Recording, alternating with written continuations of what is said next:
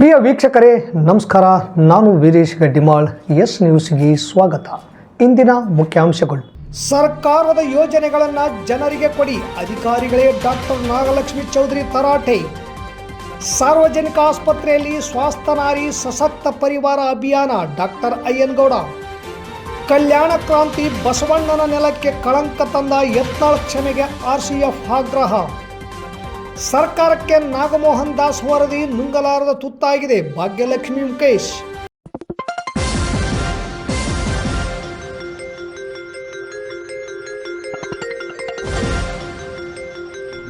S news, ಇದು ನಿಮ್ಮ ಧ್ವನಿ.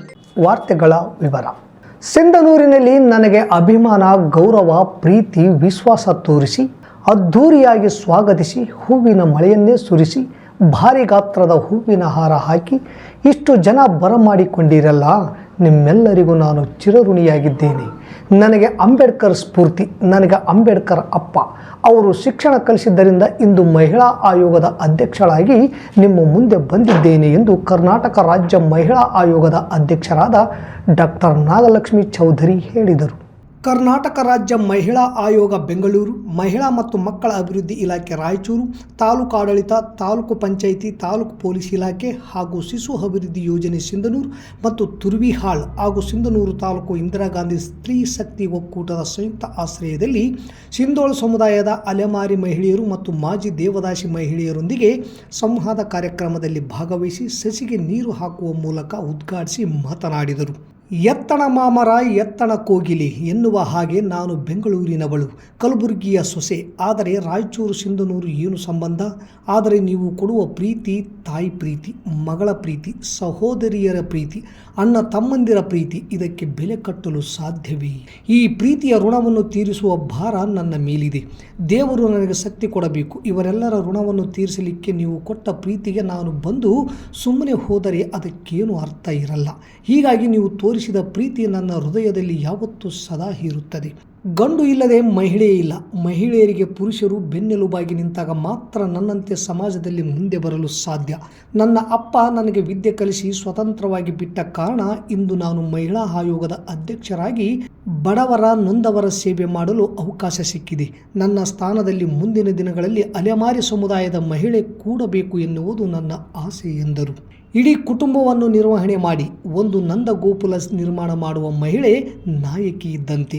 ನಾನು ಕಾಂಗ್ರೆಸ್ ಪಕ್ಷದಲ್ಲಿ 11 ವರ್ಷಗಳ ಕಾಲ ಕಾರ್ಯಕರ್ತಳಾಗಿ ದುಡಿದ ಪ್ರತಿಫಲವಾಗಿ ಕಾಂಗ್ರೆಸ್ ಪಕ್ಷದ ಮುಖಂಡರು ನನಗೆ ಆಯೋಗದ ಅಧ್ಯಕ್ಷ ಸ್ಥಾನ ನೀಡಿದ್ದಾರೆ. ಅವರ ಹಾಗೂ ಸಿಂಧನೂರಿನ ಜನರ ಋಣವನ್ನು ನಾನು ಎಂದೆಂದಿಗೂ ಮರೆಯುವುದಿಲ್ಲ ಎಂದು ಭಾವನಾತ್ಮಕವಾಗಿ ಮಾತನಾಡಿದರು. ನಾವೆಲ್ಲರೂ ಅಂಬೇಡ್ಕರ್ ಮಕ್ಕಳು.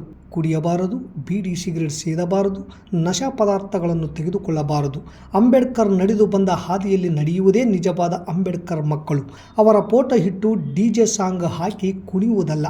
ಯಾವತ್ತು ಅಂಬೇಡ್ಕರ್ ಅವರ ತತ್ವ ಸಿದ್ಧಾಂತಗಳನ್ನು, ಸಂವಿಧಾನವನ್ನು ಪ್ರಶ್ನಿಸುವುದನ್ನು, ಸಂಘಟಿಸುವುದನ್ನು, ಹೋರಾಟ ಮಾಡುವುದನ್ನು ಕಲಿತೀರೋ ಅವತ್ತು ನಿಜವಾದ ಅಂಬೇಡ್ಕರ್ ಮಕ್ಕಳು.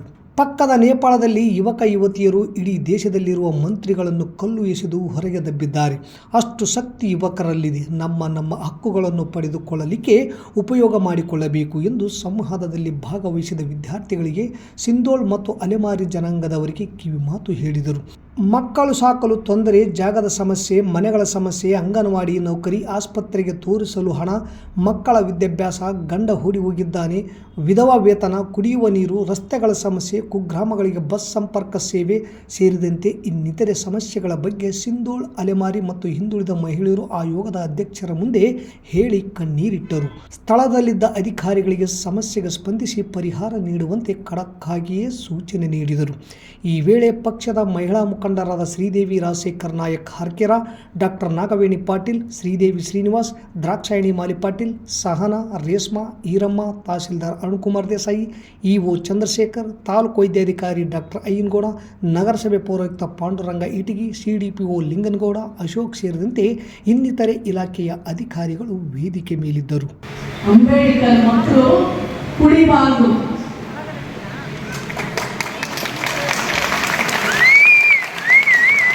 ಇವಾಗ ಪ್ರಶ್ನೆ ಕೇಳಬೇಕು, ಎಷ್ಟು ಜನ ಕುಡಿತೀರ ಕೈ ಎತ್ತಿ ಅಂತ. ಎಲ್ಲ ಅಂಬೇಡ್ಕರ್ ಮಕ್ಕಳು ಕುಡಿಬಾರದು, ನಶಾ ಪದಾರ್ಥಗಳನ್ನು ತಗೋಬಾರ್ದು.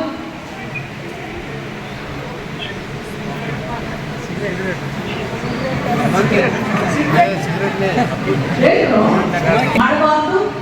ಅಂಬೇಡ್ಕರ್ ನಡೆದು ಬಂದಂತ ದಾರಿಯಲ್ಲಿ ನಡೆಯೋರೇ ಅಂಬೇಡ್ಕರ್ ನಿಜವಾದ ಮಕ್ಕಳು.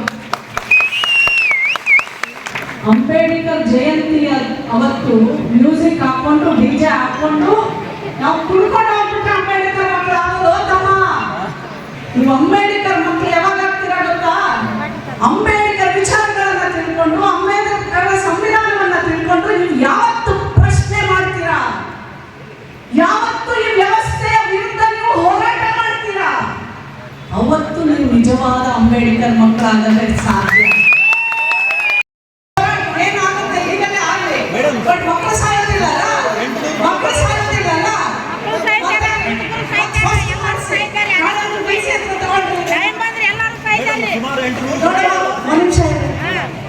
ಅಲ್ಲಿ ಹೋಗಿ ಒಂದು ಮಹಿಳಾ ಗ್ರಾಮ ಸಭೆ ಮಾಡಲಿ. ಯಾಕೆ ಮುಖ್ಯಮಂತ್ರಿಗಳನ್ನು ಲಾಸ್ಟ್ ಟೈಮ್ ಸೂಚನೆ ಹೊರಡಿಸಿಲ್ಲ? ಮಹಿಳಾ ಗ್ರಾಮ ಸಭೆ ಮಾಡಿ ಎಲ್ಲರೂ ಇಲ್ಲಿ ಪತ್ರಗಳನ್ನ ತಗೊಂಡ್ಬಂದಿದ್ದಾರೆ. ಆಯೋಗದ ಅಧ್ಯಕ್ಷ ಎಷ್ಟೊಂದು ಅಟೆಂಡ್ ಮಾಡೋಕ್ಕಾಗುತ್ತೆ? ಮಹಿಳಾ ಗ್ರಾಮ ಸಭೆ ಮಾಡಿ ಅಲ್ಲಿ ಏನೇನು ಮಹಿಳೆಯರಿಗೆ ಪ್ರಾಬ್ಲಮ್ ಇದೆ, ಪೆನ್ಷನ್ ಕೊಡಬೇಕಾ, ಆ ಮಕ್ಕಳಿಗೆ ಯಾಕೆ ತಂದೆ ಇಲ್ಲ, ಪ್ರಾಯೋಜಿತ ಯೋಜನೆ ಕೊಡಬೇಕಾ, ಎಲ್ಲ ಅನುಕೂಲಗಳನ್ನ ಸರ್ಕಾರದ ಮಾಡಿಕೊಡಿ. ಯಾಕೆ ಮಹಿಳಾ ಮತ್ತು ಮಕ್ಕಳ ಕಲ್ಯಾಣ ಹೇಳ್ತೀರಾ?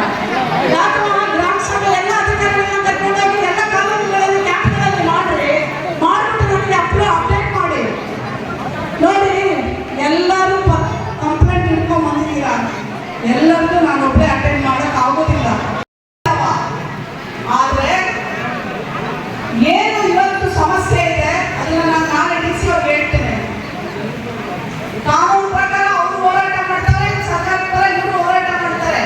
ನಾಳೆ ತೀರ್ಪು ಏನ್ ಬೇಕಾದ್ರೂ ಬರಲಿ, ಬಟ್ ಅಲ್ಲಿ ತನಕ ಆ ಗುಂಡಿಗಳಿಂದ ಮಕ್ಕಳು ಸಾಯಬಾರ್ದು, ಮಕ್ಕಳಿಗೆ ಆಕ್ಸಿಡೆಂಟ್ ಆಗಬಾರ್ದು, ಅಲ್ಲಿ ಕುಡಿಯೋ ನೀರಿನ ಸಮಸ್ಯೆ ಆಗಬಾರ್ದು, ಅವ್ರ ಓಡಾಡೋದಕ್ಕೆ ಸಮಸ್ಯೆ ಆಗಬಾರ್ದು.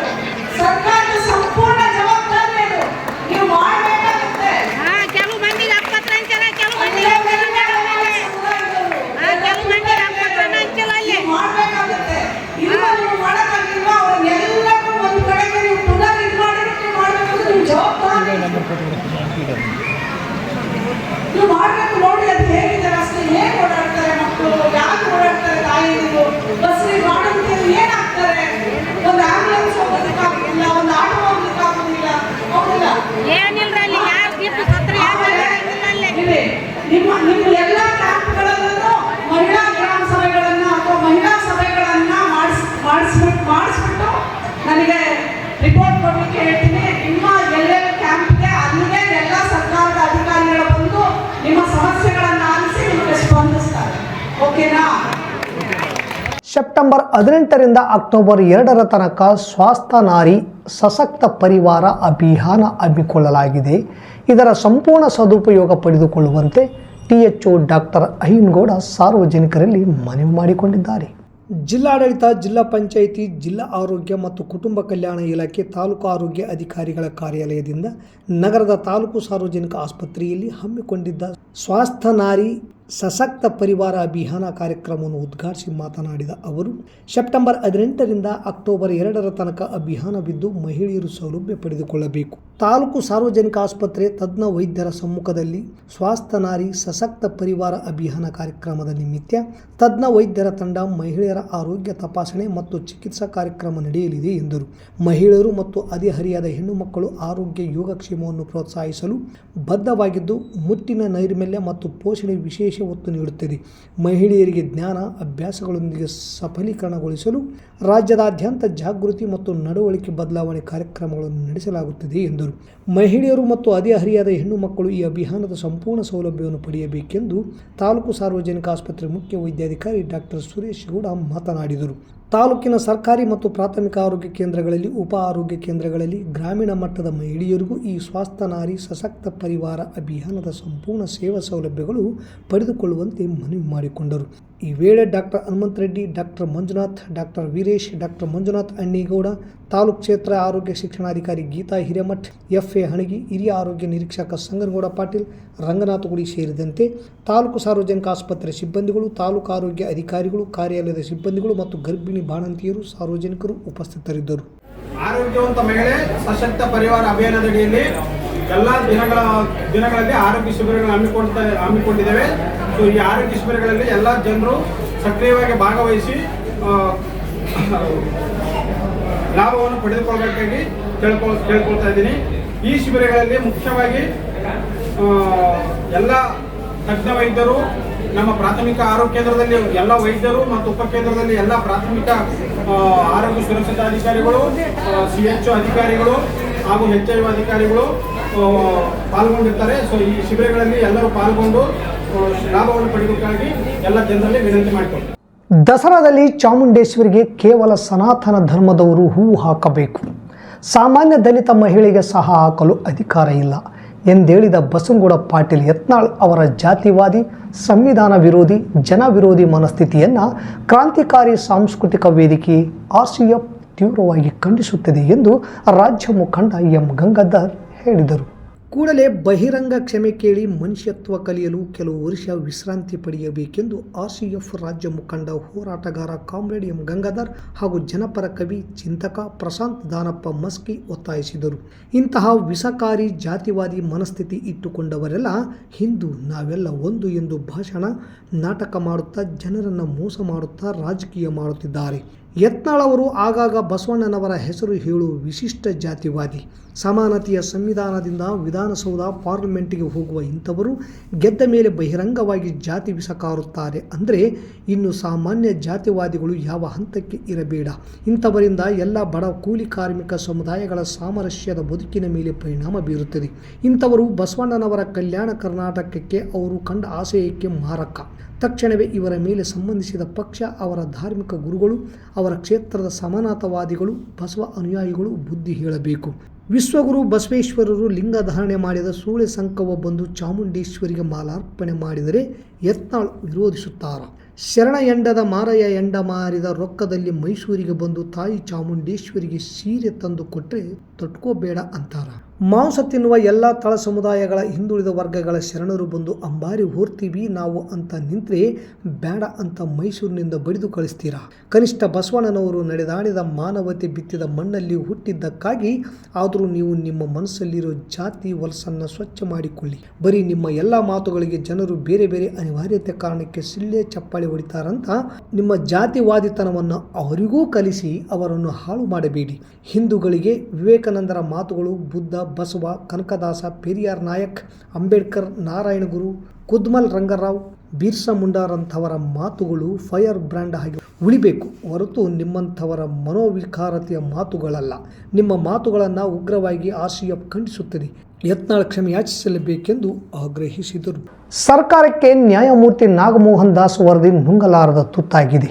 ಈ ಹಿಂದೆ ಒಳ ಮೀಸಲಾತಿಗಾಗಿ ಕರ್ನಾಟಕದ ಜಸ್ಟಿಸ್ ಟಿ.ಸಿ. ಮಿಲ್ಲರ್ ವರದಿಯಿಂದ ಹಿಡಿದು ನಂತರದ ಹಿಂದುಳಿದ ವರ್ಗದ ಆಯೋಗಗಳ ವರದಿಗಳನ್ನು ಸಂಕ್ಷಿಪ್ತವಾಗಿ ಈ ವರದಿಯಲ್ಲಿ ಬಳಸಿಕೊಂಡಿರುವುದು ಹಾಗೂ ಸದಾಶಿವ ವರದಿ ವಿಷಯಗಳನ್ನು ನಾಗಮೋಹನ್ ದಾಸ್ ವರದಿಯಲ್ಲಿ ಬಳಸಿಕೊಳ್ಳಲಾಗಿದೆ ಎಂದು ಸಮಾಜದ ಕಳಕಳಿ ಹೊಂದಿದ ಭಾಗ್ಯಲಕ್ಷ್ಮಿ ಮುಖೇಶ್ ಪ್ರಕಟಣೆ ಮೂಲಕ ತಿಳಿಸಿದ್ದಾರೆ. ಮಾಜಿ ಸಚಿವ ಮಾಧುಸ್ವಾಮಿ ವರದಿಯನ್ನು ಸದರಿ ಸಮಿತಿ ಗಂಭೀರವಾಗಿ ಪರಿಗಣಿಸಲಾಗಿದೆ ಎಂಬುದನ್ನು ಜಾರಿಗೊಳಿಸಲಾಗಿದೆ. ಇದರಲ್ಲಿ ತನ್ನ ಗಂಭೀರತೆಯನ್ನು ತೋರಿಸಿಕೊಂಡಿದ್ದರೂ ಹಲವಾರು ಸಮಸ್ಯೆ ಕಂಡುಬಂದಿವೆ. ಕಾರಣ, ನ್ಯಾಯಮೂರ್ತಿ ನಾಗಮೋಹನ್ ದಾಸ್ ಅವರ ಕಮಿಟಿ ಮೀಸಲು ವರ್ಗೀಗಳನ್ನು ಜಾತಿ ಉಪಜಾತಿಗಳ ವರ್ಗೀಕರಣ ಮಾಡುವಾಗ ಈ ಹಿಂದಿನ ಆಯೋಗಗಳ ಲೋಪದೋಷಗಳ ಅರಿತುಕೊಂಡು ಜಾತಿ ಪಂಗಡಗಳ ಸಮೂಹ, ಇದರಲ್ಲಿ ಪ್ರದೇಶವಾರು ಜಾತಿ ಹೆಸರು ಬೇರೆ ಬೇರೆ ಇವೆ. ಬೋವಿ ವಡ್ಡರ್, ವಡ್ಡರ್, ಮಣ್ಣು ವಡ್ಡರ್, ಬಂಡಿ ವಡ್ಡರ್, ಕಲ್ಲು ವಡ್ಡರ್ ಗುಂಪು. ಇದರಲ್ಲಿ ಭೂಮಿ ಪದದಲ್ಲಿ ಬರುವ ಬೆಸ್ತ, ಕಬ್ಬಲಿಗ, ಅಂಬಿಗ ಇವರನ್ನು ಹೊರತುಪಡಿಸಿ ಜಾತಿ ರಚನೆಯಾಗಿದೆ. ಬಂಜಾರ್, ಲಮಾಣಿ, ಕೊರಮ, ಕೊರಚ ಇತ್ಯಾದಿ ಜಾತಿಗಳನ್ನು ಸೇರಿಸಿ ಗುಂಪು ರಚನೆ ಮಾಡಲಾಗಿದೆ. ಈ ಜನಾಂಗದೊಡನೆ ಅಲೆಮಾರಿಗಳು ಸೇರಿಸಿ ಸರ್ಕಾರ ಒಂದು ಗುಂಪು ಜಾತಿಗಳೆಂದು ಪರಿಗಣಿಸಿದೆ. ಸುಮಾರು 1.56 ಲಕ್ಷ ಜನ ಸಿಬ್ಬಂದಿ ದುಡಿದು ಶ್ರಮವಹಿಸಿದ್ದಾರೆ. ಅವರ ಸೇವೆ ಶ್ಲಾಘನೀಯ. ಅಂದಾಜು 624 ಕೋಟಿ ಹಣ ಖರ್ಚಾಗಿದೆ. ಇದರ ಸದುಪಯೋಗವನ್ನು ನಾವು ಮನಗಾಣುವಂತಾಗಲು ಹಲವಾರು ಜಾತಿ ಪಂಗಡಗಳನ್ನು ವಿಂಗಡಿಸಿದಾಗಿಯೂ ಕೂಡ ಆಯಾ ಜನರ ಶೈಕ್ಷಣಿಕ ಪ್ರಗತಿ ಹಾಗೂ ಔದ್ಯೋಗಿಕ ಪ್ರಗತಿ ಅಂಕಿ ಅಂಶಗಳನ್ನು ಪರಿಶೀಲಿಸಬೇಕು. ಶೈಕ್ಷಣಿಕ ಅಸಮಾನತೆಯನ್ನು ಗುರುತಿಸಲಾಗಿದೆ. ಔದ್ಯೋಗಿಕ ಬೆಳವಣಿಗೆಯನ್ನು ಅಳೆದು ತೂಗಿದ್ದಾರೆ. ಹೀಗಿದ್ದಾಗಿಯೂ ರತ್ನಪ್ರಭಾ ಸಮಿತಿ ವರದಿ ಆಧರಿಸಿ ಮಾಹಿತಿ ಕಲೆ ಹಾಕಲಾಗಿದೆ. ಕ್ರಿಸ್ತತಕ 1951ರಿಂದ ಇಲ್ಲಿಯವರೆಗೆ ಯಾವ ಜನಾಂಗದ ಕರ್ನಾಟಕ ಲೋಕಸೇವಾ ಆಯೋಗದಿಂದ ಮಾಹಿತಿ ಎಲ್ಲಿಯೂ ಕಾಣುವುದಿಲ್ಲ. ಹಲವು ಜಾತಿ ಪಂಗಡದವರ ಸರಿಯಾಗಿ ಸರ್ಕಾರಿ ನೇಮಕಾತಿಗಳನ್ನು ಪಡೆದುಕೊಂಡಿದ್ದು ಹಲವು ಪಂಗಡಗಳು ಸರಿಯಾಗಿ ಬಳಸಿಕೊಂಡಿಲ್ಲ. ಇದಕ್ಕೆ ಕಾರಣ ಶೈಕ್ಷಣಿಕ ತಿಳುವಳಿಕೆ, ಒಳ ಮೀಸಲಾತಿಗೆ ಈ ಮಾನದಂಡಗಳನ್ನು ಬಳಸಿಕೊಳ್ಳುವುದು ಸೂಕ್ತ. ಉದಾಹರಣೆಗೆ ಅಲೆಮಾರಿ ಜನಾಂಗ ಹಿಂದುಳಿಯುವ ಜನಾಂಗವನ್ನು ಹಿಂದುಳಿಯುವ ಸಂದರ್ಭ ಬರಬಹುದು. ಸರ್ಕಾರಕ್ಕೆ ನನ್ನ ಅನಿಸಿಕೆ, ಸುಪ್ರೀಂ ಕೋರ್ಟ್ ಆದೇಶ ಮೀರುವಂತಿಲ್ಲ. ಹಲವು ರಾಜ್ಯಗಳು ಕೈಗೊಂಡ ನಿರ್ಣಯ ಜಾರಿಯಾಗಿಲ್ಲ. ನಮ್ಮ ರಾಜ್ಯದ ಹಿಂದುಳಿದ ಜಾತಿಗಳ ಪಟ್ಟಿ 50% ಮೀರುವಂತಿಲ್ಲ. ಹಿಂದಿನ ಸರ್ಕಾರ ಬಸವರಾಜ ಬೊಮ್ಮಾಯಿ ಮುಖ್ಯಮಂತ್ರಿ ಇದ್ದಾಗ ಪರಿಶಿಷ್ಟ ಜಾತಿಗೆ 15ರಿಂದ 17ಕ್ಕೆ ಮೀಸಲಾತಿ ಹೆಚ್ಚಿಸಿದ್ದು, ಪರಿಶಿಷ್ಟ ಪಂಗಡಕ್ಕೆ 3ರಿಂದ 7ಕ್ಕೆ ಏರಿಸಿದ್ದನ್ನು ಅವರದೇ ಪಕ್ಷದ ಕೇಂದ್ರ ಸರ್ಕಾರಕ್ಕೆ 9ನೇ ಶೆಡ್ಯೂಲ್ ಸಂವಿಧಾನ ಸೇರಿಸಲು ಆಗಿಲ್ಲ. ಈಗ ಕಾಂಗ್ರೆಸ್ ಸರ್ಕಾರ ಎಲ್ಲ ಒಳ ಮೀಸಲು ಜಾತಿಗಳನ್ನು ಸಮಾಧಾನಪಡಿಸಬಹುದೇ ಅಥವಾ ಜನರ ಆಕ್ರೋಶಕ್ಕೆ ಗುರಿಯಾಗಬಹುದೇ? ತಾಳ್ಮೆಯಿಂದ ನೋಡಬೇಕಾಗಿದೆ. ಆಯಾ ಒಳ ಸಮುದಾಯಗಳ ಮುಖಂಡರ ಬುದ್ಧಿಜೀವಿಗಳು ಈ ಬಗ್ಗೆ ಮನವರಿಕೆ ಮಾಡಿಕೊಳ್ಳಬೇಕಾಗಿದೆ. ಹಲವು ಜಾತಿಗಳ ಪ್ರಭಾವ, ಒತ್ತಡ ಸರ್ಕಾರದ ಮೇಲೆ ಆಗಿರುವುದಲ್ಲ. ಸಿದ್ದರಾಮಯ್ಯನವರೇ ಆಲೋಚಿಸಿ ಎಲ್ಲ ಒಳ ಜಾತಿಗಳಿಗೆ ಅವರವರ ಶೈಕ್ಷಣಿಕ, ಔದ್ಯೋಗಿಕ, ಸರ್ಕಾರಿ ಸೌಲಭ್ಯ ವಂಚಿತರಾದ ಬಗ್ಗೆ ಗುರುತಿಸಿ ಲೋಪದೋಷಗಳನ್ನು ಸರಿಪಡಿಸಿ ಮುಂದಾಗಬೇಕಾಗಿದೆ. ತೆಲಂಗಾಣ ಬಿಟ್ಟರೆ ಬೇರೆ ರಾಜ್ಯಗಳು ಬಿಹಾರ್, ಮಹಾರಾಷ್ಟ್ರ, ರಾಜಸ್ಥಾನ ರಾಜ್ಯಗಳಲ್ಲಿ ಜಾರಿಗೊಳಿಸಲೂ ಆಗಿಲ್ಲ. ಜಾಗೃತಿಯನ್ನು ವಹಿಸಿ ನಿರ್ವಹಿಸಬೇಕಾಗಿದೆ. ಈ ಸಮಾಜಕ್ಕೆ ನ್ಯಾಯ ಒದಗಿಸಬೇಕಾಗಿದೆ. ಹೋರಾಟಕ್ಕೆ ದೂಡಬೇಡಿ, ಜಾಗೃತ ವಹಿಸಿರಿ ಎಂದು ಮನವಿ ಮಾಡಿದ್ದಾರೆ. ಮತ್ತೊಮ್ಮೆ ಮುಖ್ಯಾಂಶಗಳು. ಸರ್ಕಾರದ ಯೋಜನೆಗಳನ್ನು ಜನರಿಗೆ ಕೊಡಿ, ಅಧಿಕಾರಿಗಳೇ ಡಾಕ್ಟರ್ ನಾಗಲಕ್ಷ್ಮಿ ಚೌಧರಿ ತರಾಟೆ. ಸಾರ್ವಜನಿಕ ಆಸ್ಪತ್ರೆಯಲ್ಲಿ ಸ್ವಾಸ್ಥ್ಯ ನಾರಿ ಸಶಕ್ತ ಪರಿವಾರ ಅಭಿಯಾನ, ಡಾಕ್ಟರ್ ಅಯ್ಯನಗೌಡ. ಕಲ್ಯಾಣ ಕ್ರಾಂತಿ ಬಸವಣ್ಣನ ನೆಲಕ್ಕೆ ಕಳಂಕ ತಂದ ಯತ್ನಾಳ್ ಕ್ಷಮೆಗೆ RCF ಆಗ್ರಹ. ಸರ್ಕಾರಕ್ಕೆ ನಾಗಮೋಹನ್ ದಾಸ್ ವರದಿ ನುಂಗಲಾರದ ತುತ್ತಾಗಿದೆ, ಭಾಗ್ಯಲಕ್ಷ್ಮಿ ಮುಖೇಶ್. ಇಲ್ಲಿಗೆ ವಾರ್ತಾ ಪ್ರಸಾರ ಮುಕ್ತಾಯವಾಯಿತು. ನಿರಂತರ ಸುದ್ದಿಗಾಗಿ ವೀಕ್ಷಿಸಿ ಎಸ್ ನ್ಯೂಸ್. ಇದು ನಿಮ್ಮ ಧ್ವನಿ. ನಮಸ್ಕಾರ.